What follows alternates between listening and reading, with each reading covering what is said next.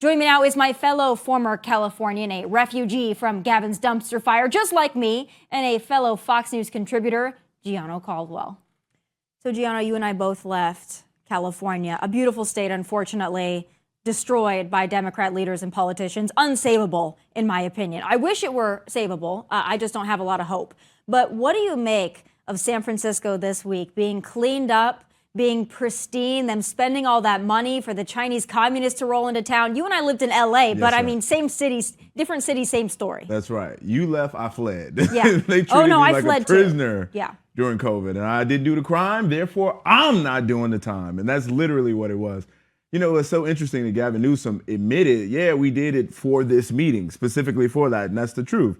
That's good that you're being honest, but why don't you clean up the city on a regular basis? Why don't you move the homeless encampments from downtown LA to somewhere else where people can actually do something productive with themselves? Why give people drug kits so they can shoot up in a safe way? This is insanity on steroids. And we continue to see this from the left. Up is down, down is out, round and about. I'm saying a bunch of stuff I don't know what I'm saying. But truth be told, the truth is it's just gone crazy. Folks have gone really nuts. And you and I live there. We know what it's like to live in a high tax state. And I can't imagine what people in San Francisco that deal with this day in, day out, then they see this being cleaned up for a week and they see the homeless being pushed out. They did the same thing when they had the All-Star game in Seattle. They pushed out the homeless then they bring them all back in. How confident are you that this is, as Gavin kind of alluded to, this is just the start of the cleaning of San Francisco? They're going to maintain this after the Chinese leave. Well, you got a lot of billionaires in San Francisco have chosen to leave and turn their backs on the city because of what it has become. You got business owners left and right that have chosen to leave. There's over 160,000 homeless people in the state of California, and that was prior to COVID and all the things that have happened since then. The state is in real jeopardy. They're losing their population. Poor people are being pushed out for folks who are coming across the border, who are bringing fentanyl, drugs, and any number of substances that are impacting the people there. They need new leadership. That's the only way you can spell it out. They need strong Republican leadership who's willing to make the hard decisions regardless of what the political fallout might be. They need a patriot. Do you ever see California electing a Republican, though? I think it's possible. You think it's possible? I think it's possible. And I'm going to tell you, with all the things that have happened lately, you think about places like the city of Chicago. We just saw a person by the name of Brandon Johnson, who's worse than Lori Lightfoot, elected to that office, but he's probably going to be a one-term mayor because of the migrant crisis. Governor Abbott was genius. You want to have a sanctuary city? You need to share the responsibility. We're going to send them to your city. And now in the city of Chicago, you got Black Democratic voters who are reliable, who are loyal to the Democratic Party, seeing that they mean nothing to you, meaning the Democrat politicians don't care about you, whether you be Black or not. They're going to put these other folks above your needs. They're going to put them in hotels, and they're going to give them a monthly salary. Meanwhile, you suffer and you starve in the city of Chicago. And not only that, you can have your family members murdered.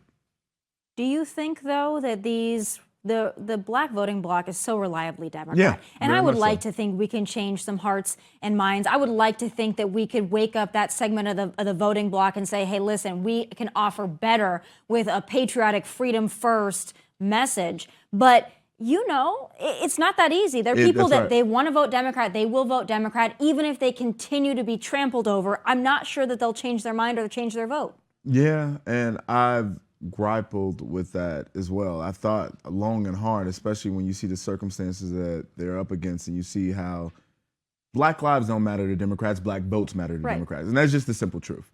So with that consideration in mind, when you see migrants in your neighborhood, we're talking about seniors who've worked very hard their entire lives. They bought a house. They keep their yards clean. They want to protect their neighborhoods. They call the police and they work with them.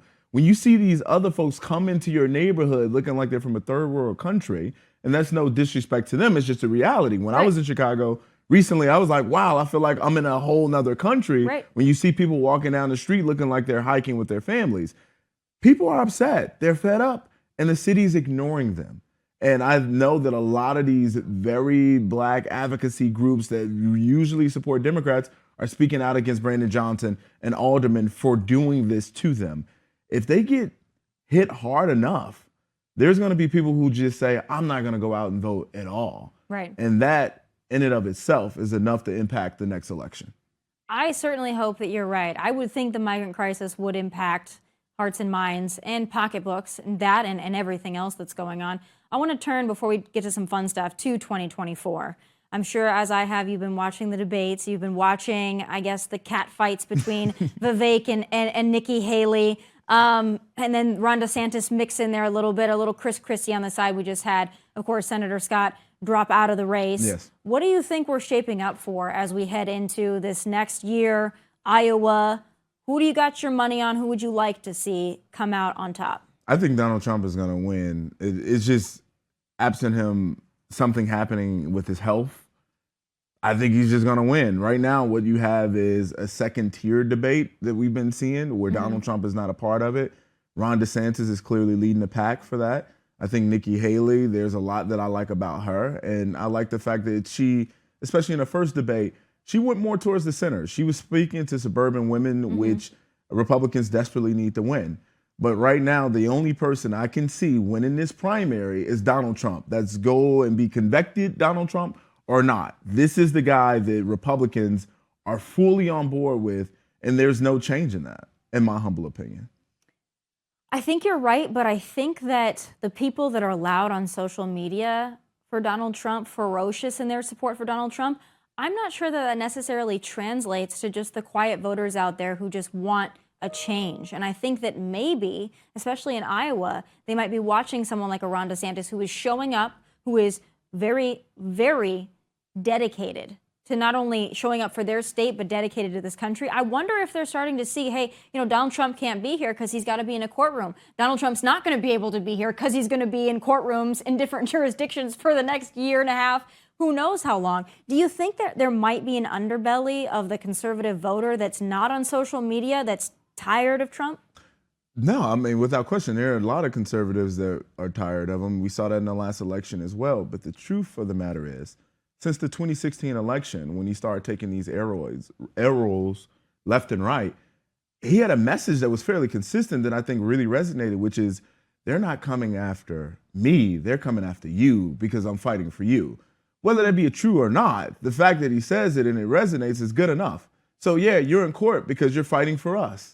You're in these, yeah, but he's fighting for, in some circumstances, I see where it feels like, I believe all of these, what I think are really persecutions, not prosecutions. I think that they're unjust and they're BS. However, I do believe that Donald Trump right now is mostly focused on Donald Trump. And you know what? He has a right to be. He's fighting a lot of battles. But I'm not so sure that his focus can be dedicated to improving the American situation, given he's fighting to keep himself out of jail. Well, Donald Trump has been a masterful communicator in the sense that he can be focused on himself and talk about other issues as well. We saw what he did in the White House for 4 years. Now, mind you, he was very petty on Twitter. And there was a lot of other things that I very much disagree with, but he did run the country like a business to a large extent. We saw record number of job growth. We saw the greatest drop in black unemployment that this country has seen, Hispanic and women, in 25 plus years. There's a lot of positives that he brought to the table, and right now Americans are feeling the pressure of inflation. They're seeing what's going on in their neighborhoods in terms of crimes, the migrant crisis, the border. We see for the first time in American history, over 100,000 people overdose from the use of a drug. We're in chaos. The country is not being governed in a way that presents any level of prosperity. Bidenomics has failed everyone, and people don't believe in that stuff anymore. We're not the same country that we were back in 2016. Things have radically changed due to COVID and a number of other things. We can talk corruption and anything else, but people are hungry for somebody that they've seen fight for them. Right. And Donald Trump at least presents that image. Whether it be true or not, they've seen it with their own two eyes. So Ron DeSantis, great governor. I moved to Florida in part because of him, and he kept the state open. I think he would make someone who should run for office just in case anything happens and he can slide right in. But I don't think it is his moment, at least per what we're seeing with the numbers and the support the Republican base has for Donald Trump. We'll see when Iowa comes. I feel like we're going to be surprised. But you know what? You never know. You never know. I want to turn to some fun things now. You and I have had a lot of kind of off-air, offline conversations about dating and what it's like. Obviously, I'm no longer in the game. You are very much in the game. You were in Miami. You were going out. You're having fun. So I have to turn to a couple of great debates. The first one being the first date debate. We have a clip to tee it up. Let's take a look. Do not take no Cheesecake Factory on no first date. First date is supposed to be an experience, okay? I want to experience. I need ambiance, all right? I need dim lighting. I go to Cheesecake Factory with my homegirls for a little light lunch, all right? I go to Cheesecake Factory with my mama. The Cheesecake Factory is where I take my little sister for her birthday. It's childish and it's cheap, okay? That's where I go when I'm trying to save some money when my family is in town and I gotta take everybody out and I ain't trying to, you know what I'm saying? Hey, let's go to Cheesecake Factory. If she works at Walmart, absolutely. Take her to the Cheesecake Factory. If you plan on taking a bad out on a date, you cannot take her to the Cheesecake Factory. And you think you're gonna get after we go to the Cheesecake Factory? Absolutely the not. Do not take her to the Cheesecake Factory. So where do you land on this? Because as a man, I would assume, Gianna, you wouldn't take someone to the Cheesecake Factory. I know you like the finer things in life. Finer. Right? I know that you like that. that. It only gets finer. Right. Literally. But I'm kind of torn on this because I'm from South Dakota. We don't even have a Cheesecake Factory. Red Lobster and Olive Garden is fine dining, in my opinion. So growing up in South Dakota, that was top tier, right? So when I think Cheesecake Factory, I'm like, yeah, that's fancy to me. But obviously, as life has changed, I realize maybe it's not the fanciest of places. But would you take a date to Cheesecake Factory? And if not, why not? First and foremost, I would never take that girl anywhere or anyone like that. And no, I wouldn't go to Cheesecake Factory because I don't go to Cheesecake Factory on my own or with other people. Yeah, so it is. So to me, I'm gonna go to nice places because I go to nice places, not because I'm trying to impress a young lady. You can join me for this dinner, or someone else can join me for this dinner, or I can go by myself. But I do think this list that's been going on around online, this viral list of places you can't take a girl for a first date. If there's a girl who subscribes to that and sends me something like that, we don't need to go anywhere because you obviously don't know who you're going out on a date with. Right. Number one. Well, it's so interesting now, too, because it feels like everybody's just trying to up the ante, especially for social media. It's, every date has to be like ABC's The Bachelor, is what it feels like. But I want to get your take on this one. This actually comes from one of our producers that's in the room, Haley, who lived in New York for obviously most of her life, all of her life.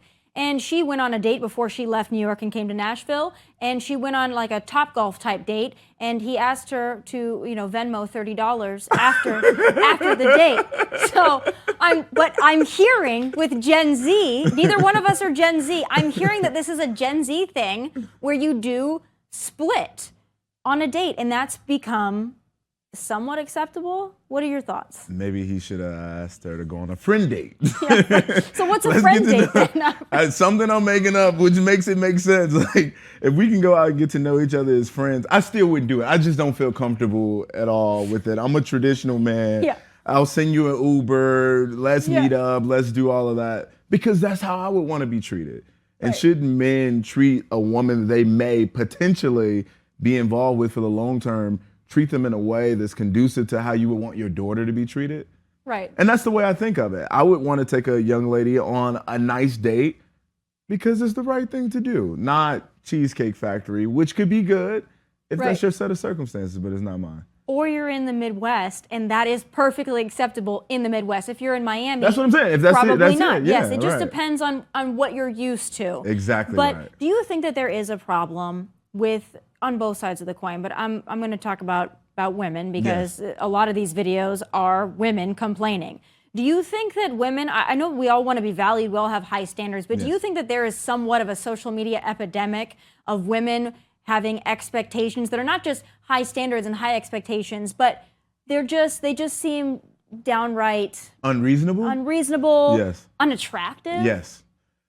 And I live in Miami, so this is the OnlyFans capital of the world. Yeah. And I would argue the largest state is the BBL capital of Florida. You have a lot of women that does a lot of plastic surgery to their bodies. They're literally trying to look like something that they're not with the filters. And I'm not trying to shame anyone, so don't get me wrong on that. But at the same time, people are looking to present an image of themselves that's not based in any form of reality. They want what girls are portraying on social media get. They want the guys in the Porsches and the Bentleys that come pick them up and sweep them off their feet and pay all their bills. And I think it's become a very deranged set of circumstances across the country. Dating has become trash. And I remember this viral clip of you actually saying that as I said that. It has become trash. And it's very difficult for a guy like me who's I'm 36, I'm single, no kids. I mean, you can look at me. I work out. I do all the right things, but to find a woman who's actually a very good, solid woman who doesn't have all the trauma that you got to battle with from their previous relationships or from home life, which I've had to deal with that myself as well, but that can really reasonably be a good woman that you can marry. Those women, few and far in between.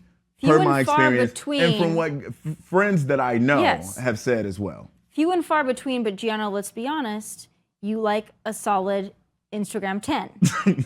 So you might not be able to find a good wife and a good woman who could be the mother of your children that looks like a solid 10 in Miami. That might be, do you think maybe your expectations are slightly unreasonable? Well, Tommy, I'm going to be honest. I've come down on that.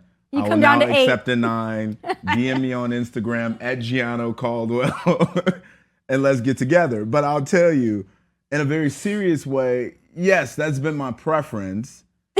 But it has. I mean, to be honest, like, who doesn't want a very beautiful woman? I do. Sign me up. Let's go. But the truth of the matter is, like, some of those women aren't even real. Right.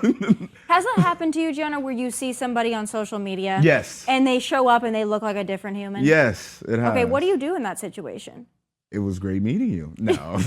Well, what do you do? We still have conversation. You do. I mean, you're not going to probably continue it unless they're like a really good, cool person. But I wonder, why all the face tuning of your pictures? Why all the filters? I mean, I understand that that's the thing now, but still in all, why do that? I like the more natural look. Right. Well, from what I've seen, Gianna, you don't like the natural look. But you putting our friendship on TV now. From what I've seen, I don't know if it's the natural look, Gianna, but it's the Miami natural look. Well, we'll give it that. Or the Sweden look. I mean, it's everywhere now. Yes. There you go. That it definitely is your type. But we have another viral debate to get to. You and I both travel a lot. Yes. Travel a lot in airplanes, right? So the great Recline Debate. Let's play a clip. A viral clip, and then we'll talk about it. My seat. No, you seen it. No, she didn't. She put no. I'm allowed to put my seat back. I'm allowed to put my seat back. I'm allowed to put my seat back. The situation there was she put her seat back, and because she put her seat back, somebody was kicking the back of her chair the entire time because they didn't like the fact that she reclined. This has been something that's been many, many years in the making. If you're on a flight and you're flying economy class, comfort plus, anything but first, will you recline the 2 inches that it gives you? No, absolutely I will. Yeah. Why wouldn't I? You'll take advantage of it. Why would I'm 6'3"? Right. Almost 6'4". So yeah, I'm gonna take advantage room. of I need all of it. Yeah. So that space, you think that's totally acceptable? Because there are some people that think that is just an a-hole move to take the 2 inches away from the person behind you. No, that's what the seats are there for. See, and I agree with you on that. I do believe that if that's what the seat is made to do, I'm not breaking any boundaries or barriers. You know, I personally, people think, you're allowed to do it, but should you do it because it's rude? I personally don't think you should. Rude. I don't think it's rude either. I think what's rude is bringing your children on a flight, you know? allowed, but appropriate. Allowed, but appropriate. Tommy says, keep them on Spirit Airlines. Keep them on Spirit, Frontier. I don't. All the places you don't use. All the airlines. I mean, and I like a deal, so I'm not opposed if I need to fly. No, I will never again Spirit Airlines. You know, but Spirit will it's fly the Uber pool of airlines. It will fly in any weather condition, so that is what I appreciate about Spirit Airlines. All the other flights grounded. Spirit taking off during a hurricane. I love that about Spirit. But, you know, the things on the air, people are crazy on airplanes now. People are feral on airplanes now. It used to be we all had to be masked because everyone was scared of COVID. And now people, and they have done this for years, but they take their shoes off. RFK walking to the bathroom without his shoes on a flight. People just make airplanes their own. Another thing, this hasn't been a viral debate, but I think it should be. What is your take on people that will bring a full meal on the plane with them? Is that something that you do? No. Well, so here's the distinction. I might buy something from the airport and bring that on, but if you're bringing your Tupperware From and home. you know, I love a good collard green and fried chicken too, but I'm not gonna bring it on the airplane with my hot sauce and all that other stuff, and I'm not gonna bring some of these other foods that I see people. But it's usually, you don't really see it that much. It usually goes viral because people are doing it. Yeah. But I've never seen it on a flight. But you'll bring food from the airport. You'll bring food that's got an odor onto an airplane. No, and I don't want people to be wondering where the smell is coming from either. So I tend to shy away from that kind of thing. But I don't like eating next to people on airplanes because I just don't. I just think it's different. But I mean, if I have to, I will, depending on how long the flight is, right? You're famous, Tomi. People will take pictures of you and put them online. Well, it's not, people also hate me, so they'll take a picture of me when I'm sleeping or whatever. It's like, fantastic, you got a photo of me sleeping. Like, yes, I am, in fact, in the wild. But it's interesting the way people act on airplanes. Your take on people abusing the service animal designation? When I see someone bring a golden doodle, and I am an owner of a golden doodle, my husband's, when I see people bring a golden doodle, I'm like, that's not a service dog.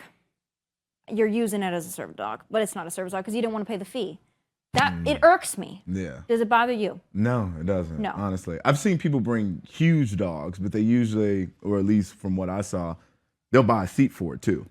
They'll buy a seat for the dog. Yeah, if you buy a seat for the dog, then okay. Like if you're gonna spend $700 to have your dog fly with you, that's fine with me. Right. I do understand what you're saying, and I dated a girl with a dog, and it was my first time having the experience to know what you do with the dog in an airplane situation.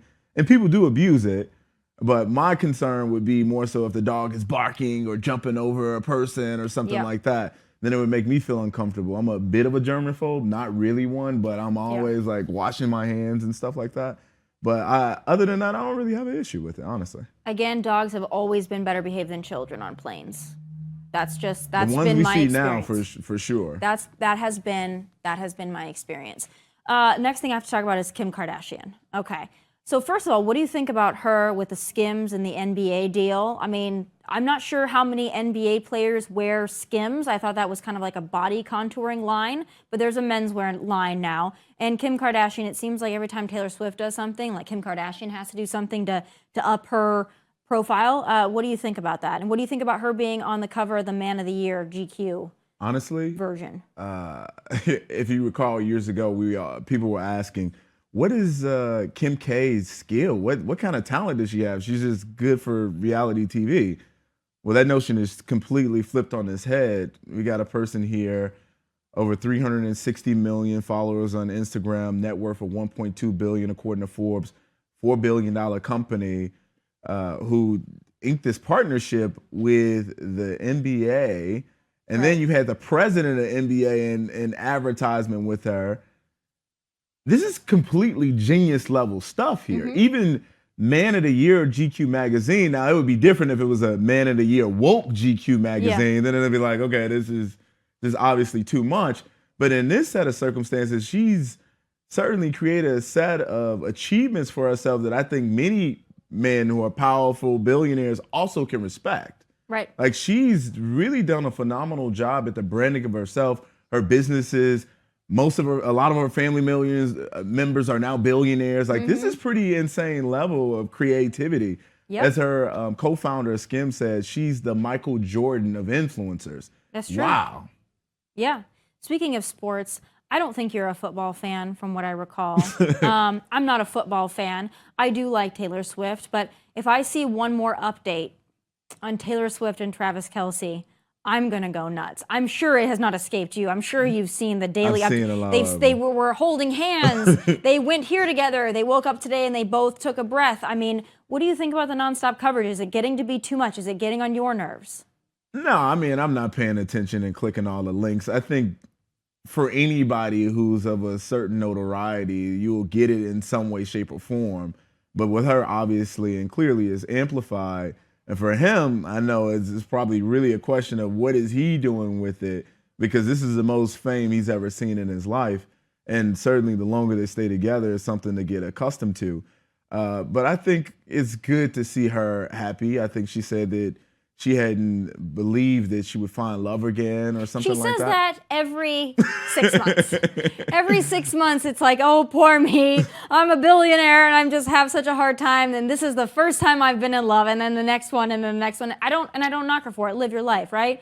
But speaking of that and kind of closing out our debate on dating culture and all this, Taylor Swift, obviously, now a billionaire, according to Forbes. Travis Kelce, very successful, does very well. He's got a Pfizer ad that I'm sure is making him a lot of money. He's a football player, makes a lot of money, but he's not in her league. Right. Would you be able to date somebody that even with your success, if they were on that even higher rung, like a Taylor Swift, Travis Kelce, would you be able to do that? Would that be intimidating to you, threatening, off-putting? No, ladies, call me now. Yeah.